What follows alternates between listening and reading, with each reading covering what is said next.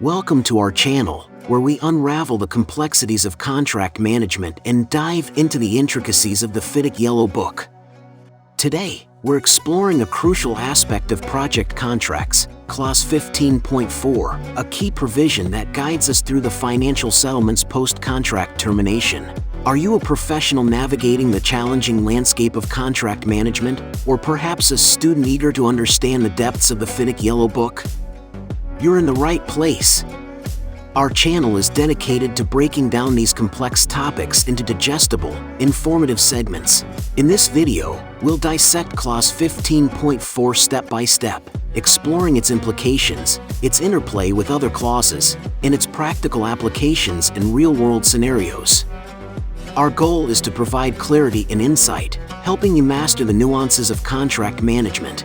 Before we dive in, if you're new here, don't forget to hit the subscribe button and turn on notifications. This way, you won't miss out on any of our educational content. And for our returning viewers, welcome back. Your ongoing support and curiosity are what drive this channel. So, grab a notebook, settle in, and let's embark on this educational journey together. Let's decode Clause 15.4 and enhance our understanding of the FIDIC Yellow Book. In the world of contract management, particularly in the context of the FIDIC Yellow Book 1999, Clause 15.4 stands as a pivotal guideline for handling financial settlements after a contract's termination. This clause becomes particularly significant under circumstances where a contract is terminated according to subclause 15.2, termination by employer. It meticulously details the obligations and procedures that the employer must adhere to when settling finances with the contractor after the termination of the contract. Key components: employer's actions post-termination. Post-termination, the employer is obligated to undertake specific actions as outlined in the clause. This involves a series of steps post-issuance of a termination notice, ensuring that the process is streamlined and legally compliant. Withholding payments. In an interesting turn of events, the employer is granted the right to withhold further payments. This withholding is conditional and continues until certain costs related to the termination are definitively established. Recovery of losses and damages. The employer's rights extend to recovering any losses, damages, and additional costs that were incurred due to the termination. This recovery process, however, is balanced by accounting for any sums that are rightfully due to the contractor. Final settlement. In a concluding step, the clause mandates that any remaining balance, after the recovery of losses and additional costs, must be duly paid to the contractor. This ensures a fair and equitable closure to the financial aspects of the terminated contract. Process flow. Activation of clause. This clause springs into action following a termination notice under subclause 15.2. It's the trigger point for the subsequent processes. Employer's initial steps. The employer's journey begins with adherence to subclause 2.5, employer's claims. This includes withholding further payments to the contractor as a temporary measure, marking the start of the financial settlement process. Establishment of costs, a crucial phase where the employer needs to meticulously determine various costs. These include the costs of design, execution, completion, remedying defects, and damages for delay in completion, along with any other costs incurred by the employer. Recovery of losses. The employer then moves to calculate and recover any losses and damages. This process is meticulous, ensuring that all incurred losses due to termination are accounted for. The extra costs of completing the works are deducted from what is due to the contractor. Final payment. The process culminates with the final payment. After the comprehensive recovery of losses and additional costs, any remaining balance is paid to the contractor. This step signifies the financial closure of the terminated contract, ensuring both parties fulfill their respective obligations. Diverse interpretations of Clause 15.4, payment after termination. Purpose of Clause 15.4. Financial Settlement Post-Termination, Clause 15.4 is fundamentally designed to create a streamlined and transparent procedure for settling finances between the employer and contractor when a contract comes to an abrupt end. This clause serves as a roadmap for navigating the often complex financial negotiations that follow contract termination. Balance of interests. A key aspect of Clause 15.4 is its intrinsic aim to maintain a balance between the financial interests of both the employer and the contractor. It's a delicate balancing act. On one side, it allows the employer to recoup various costs and losses, and on the other, it ensures that the contractor receives fair compensation for the work carried out until the termination point. Implications of Clause 15.4. For the employer, this clause is a significant tool for employers, providing them with the ability to withhold payments and recover costs. This mechanism acts as a safeguard, protecting the employer's financial interests in the wake of a contract termination. For the contractor, Clause 15.4 offers a layer of security. It ensures that they are not unjustly deprived of their dues for the work completed, despite the contract's termination. Legal and contractual compliance. The clause imposes a legal and contractual obligation on both parties. Its terms greatly influence the manner in which contract terminations are managed, both legally and financially. Primary aspects of Clause 15.4. Withholding of payments. A significant power granted to the employer under this clause is the right to withhold further payments.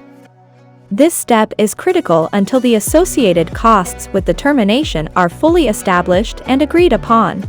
Recovery of losses and damages. The employer is further empowered to recover any losses, damages, and the additional costs of completing the works. This aspect ensures that the employer is not financially disadvantaged due to the premature end of the contract. Final payment to contractor. The clause concludes with a mandate for the employer to make a final payment to the contractor. This payment is the remaining balance after all losses and additional costs have been recovered, thus closing the financial chapter of the terminated contract. Uses of Clause 15.4. In contract termination scenarios, Clause 15.4 becomes particularly relevant and is activated in scenarios where a contract is terminated, especially under the provisions of Subclause 15.2. Financial planning and risk management. This clause is a crucial tool for both parties in terms of financial planning and risk management. It provides a clear understanding of the potential financial repercussions following the termination of a contract. Dispute mitigation. By offering a transparent and structured framework, Clause 15.4 plays a pivotal role in mitigating disputes related to financial settlements post-termination. This clarity can help prevent prolonged legal battles and facilitate smoother resolution of termination-related financial matters. Deciphering Clause 15.4, a comprehensive guide to its interplay with key contractual provisions. Interaction with Subclause 15.2, Termination by Employer. Clause 15.4 unfolds its financial directives following the activation of Subclause 15.2, guiding the post-termination fiscal landscape. The relationship between Clause 15.4 and Subclause 15.2 is one of sequential activation. When the employer invokes Subclause 15.2 to terminate the contract, Clause 15.4 springs into action, laying out the necessary financial protocols to be followed. This ensures a seamless transition from contract termination to the ensuing financial settlement, maintaining order and predictability in what could be a turbulent period. Interaction with Subclause 2.5, Employer's Claims.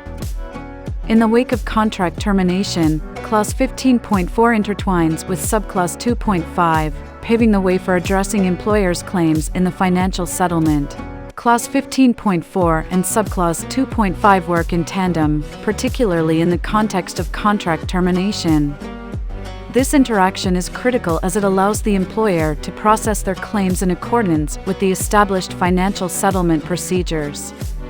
It provides a structured approach to ensure that all of the employer's claims are duly considered and, where appropriate, reflected in the final settlement with the contractor.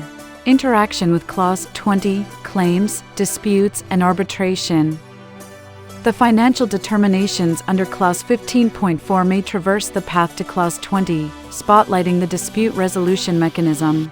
The financial rulings made under Clause 15.4 have the potential to lead parties towards Clause 20, particularly if disputes arise.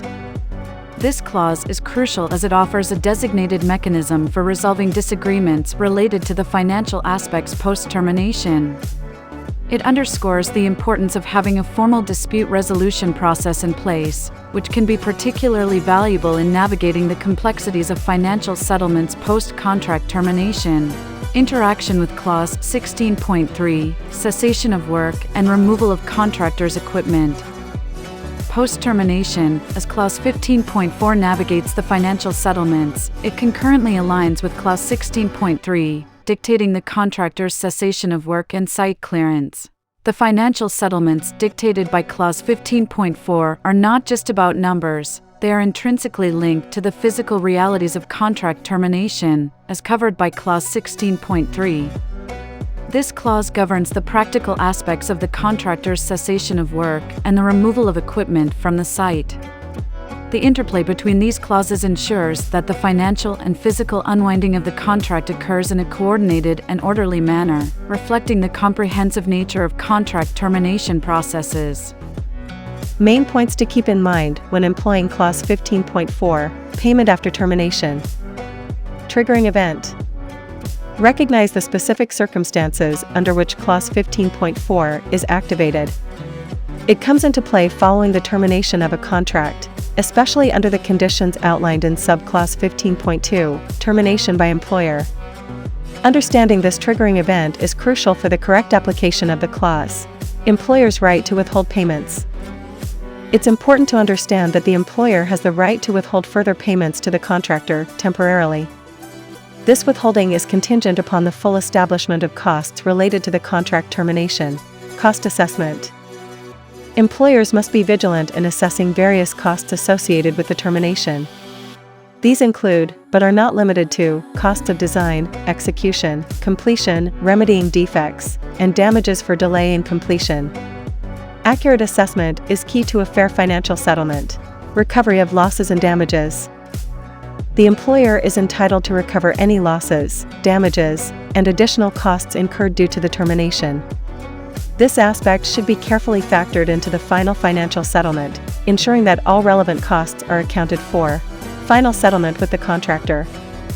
After the recovery of all losses and additional costs, it is the employer's responsibility to calculate and disburse any remaining balance to the contractor. This final settlement should reflect the net balance, post-recovery of costs. Compliance with Subclause 2.5, Employer's Claims. All of the employer's claims in relation to the contract must be processed in accordance with Subclause 2.5. Compliance with this subclause ensures that claims are handled legally and in line with the contract's terms. Dispute resolution. Be prepared for the possibility of disputes arising from the financial settlements under Clause 15.4. Such disputes should be resolved through the mechanisms provided in Clause 20, Claims, Disputes and Arbitration, which offers a structured approach to dispute resolution. Documentation and record keeping. Maintaining thorough and accurate documentation and records of all calculations, communications, and transactions related to the contract termination and subsequent financial settlements is imperative. Proper documentation supports transparency and can be vital in case of disputes. Fair and transparent process. Approach the application of Clause 15.4 with a commitment to fairness and transparency. Ensure that all actions and decisions are justifiable, equitable, and in strict adherence to the terms of the contract. Legal and financial implications. Consider the broader legal and financial implications of actions taken under Clause 15.4. Decisions and actions under this clause can significantly impact the rights and obligations of both parties, and hence, require careful consideration and expert handling. Flowchart 1, Clause 15.4 Payment after termination process. This is a crucial clause for anyone involved in contract management, and understanding its flow is key to effective implementation. Let's break it down step by step. Firstly, The process begins when a contract is terminated under Subclause 15.2. This is the trigger that sets everything in motion. Now, the employer takes the lead by initiating the Clause 15.4 procedures. It's a critical juncture as it dictates the course of subsequent financial dealings. One of the first actions by the employer is to withhold further payments to the contractor. This step is essential to ensure that all financial matters are settled before any more funds are released. Next, the employer assesses costs and damages. This includes costs related to design, execution, completion, as well as costs for remedying defects and delay damages. It's a comprehensive evaluation that forms the basis of the financial settlement. Now comes a crucial decision point, determining if recoverable costs are fully established. If the answer is yes, the employer proceeds to recover losses and damages from the contractor. This step is about making sure that any financial setbacks the employer faced due to termination are compensated. However, if the answer is no, and the recoverable costs are not yet established, there's a need to reassess and review the costs. It's a loop that ensures accuracy and fairness in the financial dealings. Once the losses and damages are recovered, the next step is to calculate the final settlement amount. This calculation is pivotal as it determines what, if any, balance is owed to the contractor. The penultimate step involves paying any remaining balance to the contractor. It's the culmination of the Clause 15.4 process, ensuring that all financial obligations are settled. And with that, the Clause 15.4 process is completed. This flow ensures a structured, transparent, and fair approach to handling financial settlements after a contract termination, safeguarding the interests of both the employer and the contractor. Flowchart 2. Application of Clause 15.4 and its relationship to other clauses. In this segment, we're going to explore Flowchart 2, which provides a detailed look at the application of Clause 15.4 in the FIDIC Yellow Book, particularly focusing on its interplay with other key clauses. This flowchart is crucial for understanding the broader context of Clause 15.4 in contract management. We begin with the initiation of Clause 15.4. This step is activated when a specific scenario unfolds, the termination of a contract. This termination is closely linked to a notice under Subclause 15.2. Remember, the contract termination under Subclause 15.2 is the key that unlocks the Clause 15.4 process. Once this happens, the employer springs into action, initiating a series of actions as mandated by Clause 15.4. This includes a crucial step, the withholding of payments to the contractor. It's a protective measure to ensure that all financial aspects are settled before any further funds are transferred. Here's where things get interconnected. The process then interacts with Subclause 2.5, which concerns the employer's claims. Under this subclause, any claims the employer has related to the contract are addressed, tying into the overall financial settlement process. Next up, the employer assesses all costs and damages related to the termination. This step is comprehensive, taking into account various financial aspects impacted by the contract's termination. At this juncture, we reach a critical decision point, determining whether the costs and damages can be recovered from the contractor. If the answer is yes, the employer proceeds to recover these costs. However, if the costs and damages are not yet recoverable, there's a need to go back, reassess, and review the costs. This loop ensures that the financial assessment is thorough and accurate. After recovering costs, the next step is the calculation of the final settlement amount. This is a pivotal process where the net amount due to the contractor is determined. The penultimate action in this flowchart is the payment of any remaining balance to the contractor. It's a crucial step that finalizes the financial aspect of the contract termination. And with that, the application of Clause 15.4 reaches its conclusion. This flowchart not only outlines the steps involved in Clause 15.4, but also highlights its connections with other critical clauses like Subclause 15.2 and Subclause 2.5. This interconnectedness is key to a holistic understanding of contract management under the FIDIC Yellow Book. And that brings us to the end of our deep dive into Clause 15.4 and its intricate relationships within the FIDIC Yellow Book. As we navigate these complex clauses together, it's your support that fuels our journey through the world of contract management. So, if you found this content educational and helpful, I have a small request. Consider hitting that like button and subscribing to the channel. Your engagement doesn't just motivate us, it's a powerful way to ensure we can continue providing high-quality, insightful content like this. Are you curious about more aspects of FIDIC or other contract management topics? Your likes and subscriptions tell us what you're interested in, guiding our future content to suit your learning needs. So, don't hesitate. Like, subscribe, and join our community of learners and professionals. Together, we can delve deeper into the realms of contract management, unlocking new insights and understanding.